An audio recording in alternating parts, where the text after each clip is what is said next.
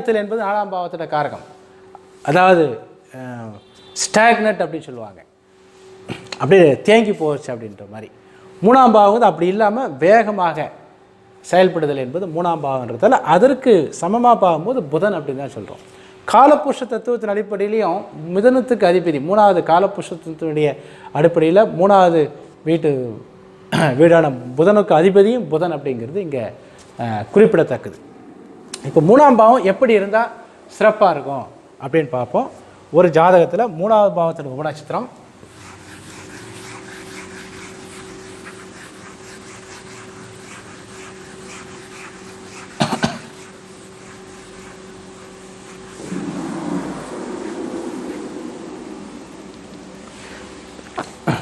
முதல்ல சொன்ன மாதிரி ஒரு துறையில் சிறப்பாக இருக்கணும் பார்க்கும்போது நீண்ட காலம் தனித்திறமையாக இருக்கணும்னா அந்த பாவம் அந்த பாவத்தை லக்ன பாவம் எந்த விதத்திலேயாவது தொடர்பு கொள்ள வேண்டும்.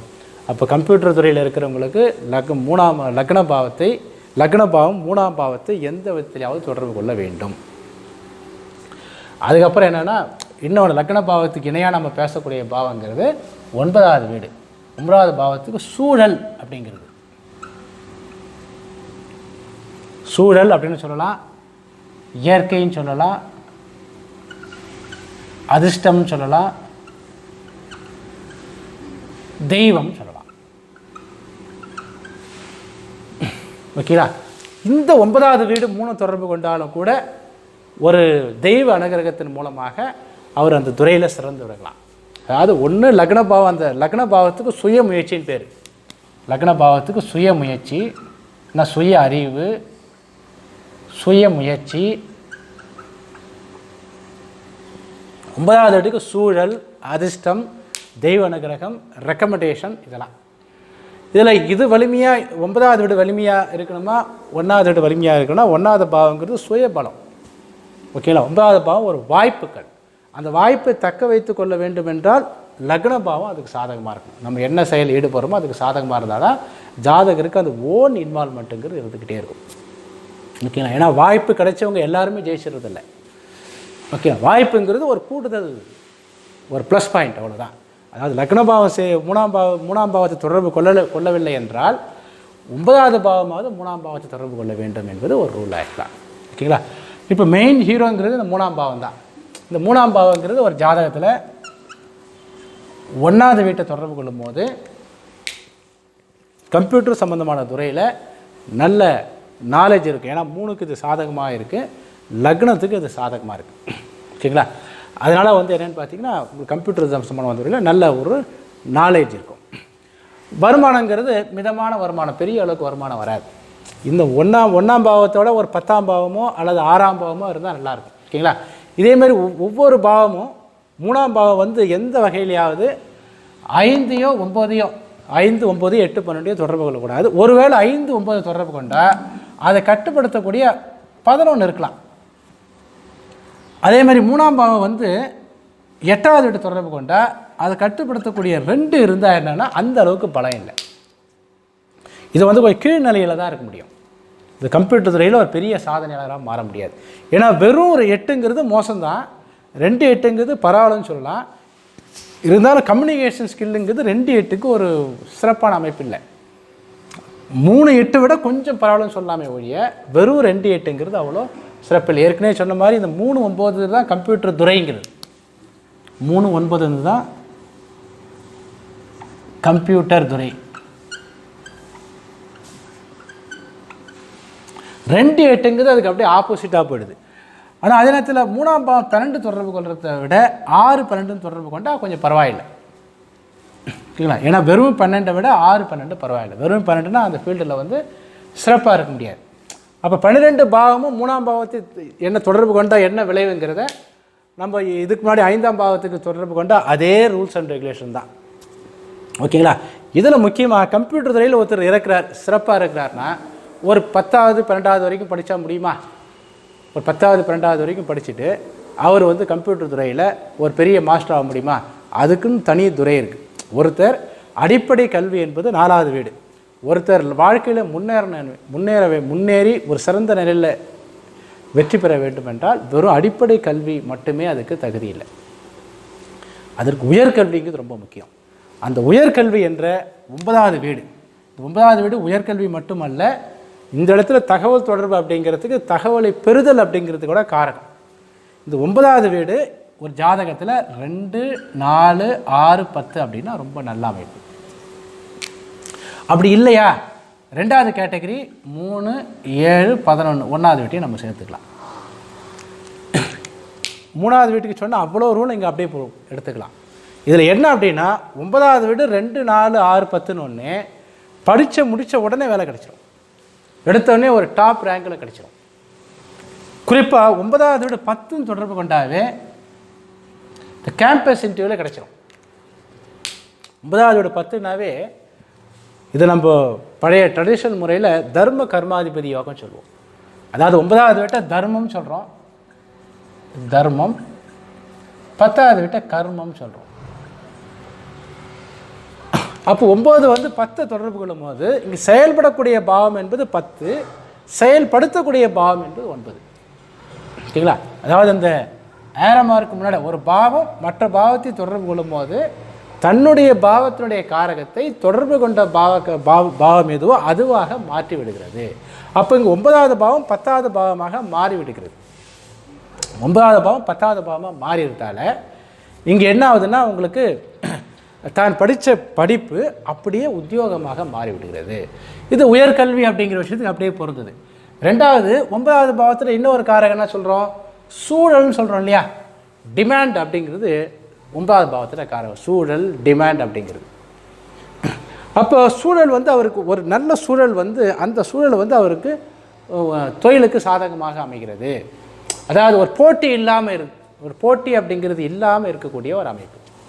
இந்த போட்டின்னு சொல்கிற மாதிரி அந்த போட்டி இல்லாத அமைப்பு இயற்கையாக ரொம்ப ஈஸியாக, ஓகேங்களா, ரொம்ப ஈஸியாக. அதாவது எழுத படிக்க தெரியாத ஒருத்தர் இருக்கார் ஒரு ஊரில், வந்து யாருக்கும் எழுத படிக்க தெரியாது, ஆனால் ஒரே ஒருத்தருக்கு மட்டும் எழுத படிக்க தெரியுது.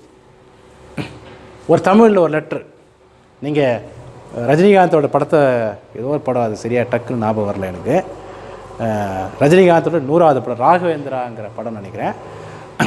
அதில் வந்து ஒரு முகலாய மன்னர், முஸ்லீம் மன்னர் வந்து ஒரு இடத்துக்கு வராரு. அவருக்கு ஒரு செய்தி ஒன்று வருது. அந்த செய்தி வந்து தமிழில் இருக்குது. தமிழ் அவருக்கு படிக்க தெரியாது. ஒரு ஆடு ஓட்டுறவனை, ஆடு மேய்க்கிறவனை கூப்பிட்டு இது என்னன்னு படின்னுவார். அவனுக்கு படிக்க தெரியாது. உடனே அவனை அடித்த உடனே ராகவேந்தர் அருள் கிடைச்ச உடனே அவர் வந்து என்ன பண்ணுவார், அந்த செய்தியை வந்து படித்து சொல்லிவிடுவார். ஒரு சாதாரண ஒரு செய்தியை படிக்கிறத வந்து யாராலையும் படிக்க முடியும், அது பெரிய விஷயம் இல்லை. அதை படித்து சொன்ன உடனே அவரை வந்து அந்த ஏரியாவுக்கு அவருக்கு நிறைய ஒரு பரிசு மாதிரி கொடுக்குறாரு அல்லது ஏதோ பண்ணுறாரு நினைக்கிறேன். சரியா அந்த படத்தை அரைங்குறையமாக பார்த்தேன் நான், உங்கள் புரிஞ்சுக்கிறதுக்காக சொல்கிறேன். அதாவது 9வது பாவங்கிறது சூழல். அதில் திறமை கம்மியாக இருந்தாலும் கூட வாய்ப்புகள் அதிகமாக இருக்குது. நீங்கள் பார்த்தீங்கன்னா இந்த கம்ப்யூட்டர் துறையில் ஆரம்பத்தில் ஒரு 15 வருஷத்துக்கு முன்னாடிலாம் கம்ப்யூட்டர் துறையில் பார்த்தீங்கன்னா அப்போவே 1 லட்சம் வாங்கினவங்களாம் ரொம்ப அதிகம். சாதாரண மேலோட்டமான நாலேஜ் இருந்தாலும் கூட டிமாண்ட் அதிகமாக இருந்ததால் அந்த மாதிரி ஈஸியாக கிடச்சிது இல்லையா. அந்த மாதிரி இந்த 9வது பாவங்கிறது ஒரு சூழலை அமைத்து கொடுக்கும். கிராமத்தில் ஒரு பழமொழி சொல்லுவாங்க, அது நாயை கண்டா கல்லை காணும், கல்லை கண்டா நாயை காணும். இந்த 9, 10ங்கிறது என்னென்னா, நாயே நேராக வந்து கல்லையும் கையில் கொடுத்துட்டு ஒரு கயிறையும் கையில் கொடுத்துட்டு கயிற்றில் கட்டிட்டு ஆடிடான்னு சொல்லுவோம். அந்த மாதிரி சார் இந்த 9, 10ங்கிறது எளிமையாக ஈஸியாக அந்த வேலையை. ஏன்னா இங்கே 9ங்கிறது தெய்வ அனுகிரகம்னு எடுத்துக்கலாம், அதிர்ஷ்டம் நடத்தி தான் அதிர்ஷ்டம்னு சொல்கிறோம். நம்ம இதுதான் நம்ம என்ன சொல்கிறோன்னா அதிர்ஷ்டம் அப்படின்னு சொல்கிறோம். ஒரு வாய்ப்புகள் அதிர்ஷ்டம் அப்படிங்கிறது.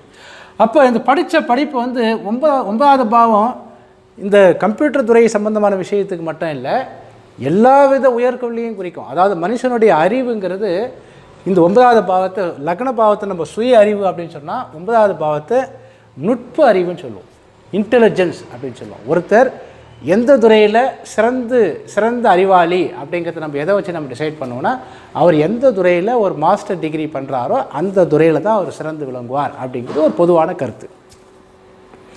அந்த வகையில் அந்த 9வது பாவங்கிறது ஒரு மனுஷனுடைய உச்சபட்ச அறிவு அல்லது வந்து நுட்பமான அறிவு, நுண்ணிய அறிவு, ஒரு தனித்திறமையான அறிவு அந்த அறிவு வந்து அவருக்கு தொழிலுக்கு பயன்படுதா அப்படின்னு பார்க்கும்போது 9வது பாவம் 10 தொடர்பு கொள்ளும் போது அந்த அறிவு வந்து முழுக்க முழுக்க அவருக்கு தொழிலுக்கு பயன்படுகிறது அப்படின்னு எடுத்துக்கிறோம். இது ஃபஸ்ட்டு கேட்டகரி. அப்புறம் 2, 6, 4ங்கிறது கிட்டத்தட்ட கொஞ்சம் வீக்கு தான். இந்த 3ஆம் பாவம் வந்து 9ஆம் பாவம் 4ம் தொடர்பு கொண்டாவே என்னென்னா அந்த துறையில் இருக்கலாம். இங்கே 4ஆம் பாவத்தை வந்து நான் இங்கே ஃபஸ்ட்டு கேட்டகரியில் வச்சாலும் கூட இந்த 3, 7, 11 கம்பேர் பண்ணும்போது அது கீழே வந்துடும். இப்படி எடுத்துக்கலாம். 2, 6, 10ன்னு ஃபஸ்ட்டு கேட்டகரி எடுத்துக்கலாம். 1, 3, 7 பவுன் 2வது கேட்டகரி எடுத்துக்கலாம். 3, 7 பவுன் 2வது கேட்டகரி எடுத்துக்கலாம். அப்புறம் 1, அப்புறம் 4ன்னு எடுத்துக்கலாம். 1னா கௌரவம், பணம் கிடைக்காம இருந்தாலும் கௌரவம் கிடைக்கும். 4னா வேலை கிடைக்கும், ஆனால் டாப் ரேங்க்குக்கு போக முடியாது. 4வது பாவங்கிறது நம்ம தொழில் ரீதியாக நம்ம பார்க்கும்போது ஜோதிட ரீதியாக 10ஆம் பாவங்கிறது டாப் ரேங்கான தொழில். 4ஆம் பாவங்கிறது இடைநிலை ஊழியர் அப்படின்னு எடுத்துக்கிது. கடைநிலை ஊழியர் அப்படிங்கிறது 8, 12.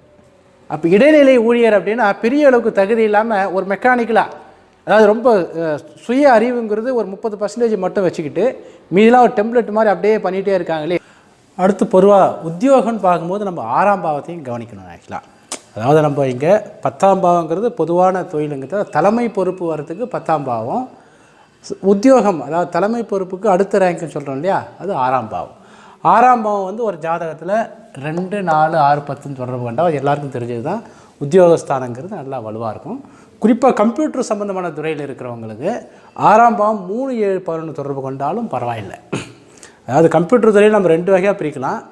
ஒன்று வந்து அந்த தொழில் நுணுக்கம் மட்டுமே தெரிஞ்சவங்க ஒரு குரூப்பு. 2வது டீம் லீடர்னு சொல்கிறோம் இல்லையா, அவங்க ஒரு குரூப்பு. டீம் லீடருக்கு 6ஆம் பாவம் 2, 6, 10. 6ஆம் பாவம் 2, 6, 10னா டீம் லீடர் அப்படிங்கிற அமைப்புக்கு நல்லாயிருக்கும். அதுக்கு கம்ப்யூட்டரில் ரொம்ப திறமையாக இருந்து தனித்து யாரையும் அதிகாரம் பண்ணாமல் தனித்து செயல்படுறாங்க இல்லையா, அவங்களுக்கு 6ஆம் பாவம் 3, 7, 11 தொடர்பு கொண்டால் போதும். 6ஆம் பாவம் வந்து 4 தொடர்பு கொண்டால் கம்ப்யூட்டர் துறையில் இருந்தாலும் கூட பெரிய அளவுக்கு ஷைன் பண்ண முடியாது.